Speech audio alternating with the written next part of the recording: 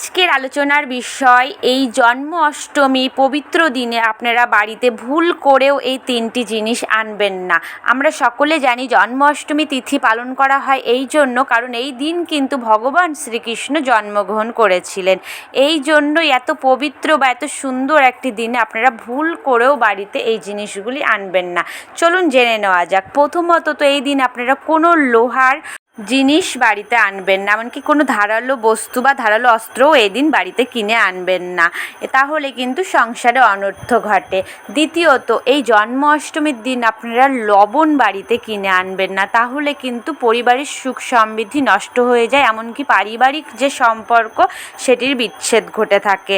তৃতীয়ত, এই দিন আপনারা ভুল করেও কিন্তু জুতো কিনবেন না। জুতো কিনলে কপালে দুর্দশার সৃষ্টি হয়, ভাগ্য থেকে কিন্তু দুঃখ কষ্ট বিদায় নেয় না। এইরকম ভিডিও পেতে চ্যানেলটি সাবস্ক্রাইব করুন, ভালো লাগলে লাইক শেয়ার কমেন্ট করুন।